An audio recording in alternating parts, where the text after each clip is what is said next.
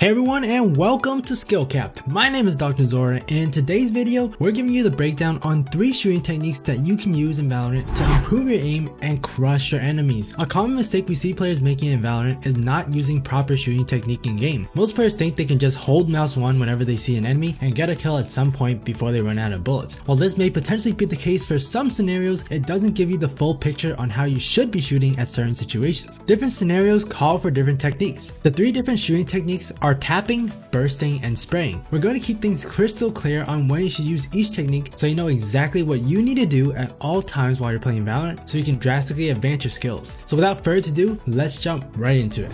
We're going to start things off with our question of the day. Which weapon are you currently using in Valorant? Different weapons in Valorant call for different styles of shooting, so it's important to identify the most common weapons that you're currently using and identifying the strengths and weaknesses of those weapons. Once we figure that out, we can then discover which weapons are the best for certain situations along with the best shooting techniques to really take advantage of those weapons. Take a few minutes and think about the weapons that you like to use the most, and then take that into consideration as we go through all the different shooting techniques. Getting into our first shooting technique, tapping. What is tapping and when should we use it? For those who aren't familiar with the terminology, tap firing is when you are tapping your mouse and shooting one bullet at a time. You fire a shot and then let your recoil reset before firing another shot. This ensures that every single bullet you shoot is 100% accurate. This may be confusing for players at first. Why would you tap fire when you can just hold mouse 1 and get more bullets off per second? The idea with tapping is going for high quality shots and focusing on that quality over quantity. For example, in long range engagements, it can be difficult to try to spray and control the recoil of your weapon. Therefore, going for a high quantity of bullets fired isn't helpful if you're just going to miss most of your shots.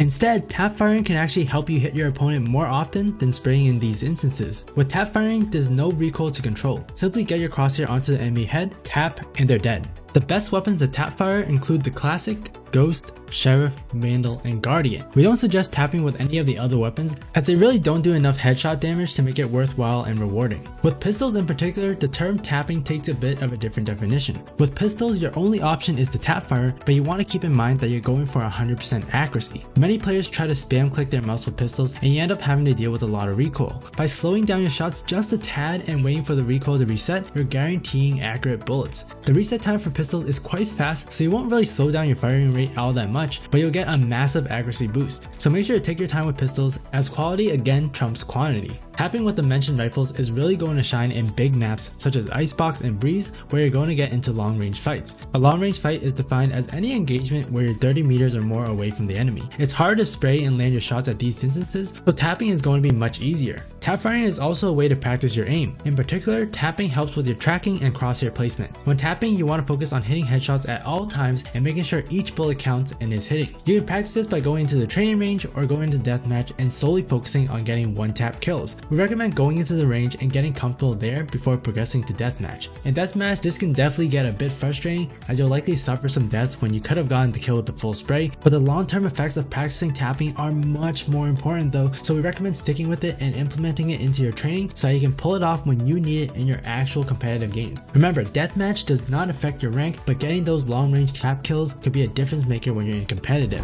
Moving on, we have burst firing. Burst firing is when you fire 3 to 6 bullets and then you stop. From there, you let the recoil reset before shooting another burst of 3 to 6 bullets. This method of shooting is essentially the best of both worlds. With tapping, you really have to make sure that you hit your shots, while with burst, you have a few extra bullets of forgiveness if you were to miss that first shot. It's really the best balance between quality and quantity of your shots. The biggest advantage of burst firing is it really helps players control their recoil. The initial few bullets for most weapons tend to be strictly vertical, making them the easiest to control. With these bursts, all you have to do is line up your crosshair and pull down. If you can master burst firing, then you can eliminate players much quicker than usual. We recommend using burst firing for more medium to long range encounters, meaning any range that is beyond 20 meters. Not only does burst firing help with your accuracy, but it is also a great technique to use with different movements and peaks in Valorant. For example, a common technique that you can do to challenge a player is what we call jiggle peeking. With jiggle peeking, you're going to be peeking out at an enemy for a brief moment to identify them before running back to cover. Repeat this quickly and consecutively, and you'll be able to get information while making yourself a slippery target to hit.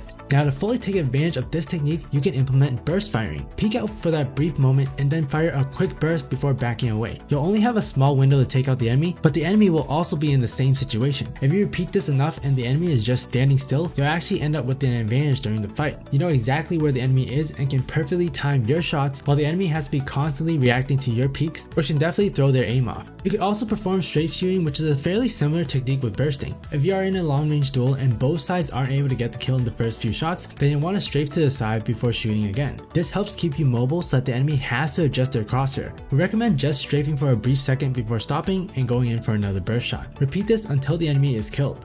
Being able to move around while bursting is one of the strongest aspects of this shooting technique. The best weapons for bursting include the Spectre, Stinger, Bulldog, Phantom, and Vandal. These weapons either have crazy recoils that can be better controlled with bursts at longer ranges, but also have the damage necessary to allow you to get kills with a few rounds of burst firing. Last but not least, we have spraying, which most of you guys are probably familiar with, but there's more to it than meets the eye. Spraying is the most straightforward of these shooting techniques. You hold mouse 1 and you pray that some of your shots hit and the enemy gets eliminated. The issue with this thought process though is it's taken way too literally, where players will actually try to spray their entire magazine clip without ever stopping just to try to take one player down. The problem with doing this is that most weapons, particularly the rifles, have RNG in their recoil patterns. For example, if we were to spray the Phantom or Vandal multiple times, you'll see the patterns change ever so slightly each time. The issue that this causes is that you can't actually control the recoil if it's random. The good news is that this randomness doesn't occur until later in the spray. We've tested the Vandal and Phantom and found that the RNG doesn't occur until about the 11th bullet, where the recoil starts to go horizontally versus vertically. This means that we can control the spray much better within those bullets, and we should not try to spray further than that bullet number. If necessary, we found that the RNG isn't too bad by the 15th bullet, but we really should be stopping our spray by that point at the very most. Otherwise, we risk having to deal with that randomness. Plus, if we weren't able to kill someone within 15 bullets, we gotta work on our aim some more, fellas.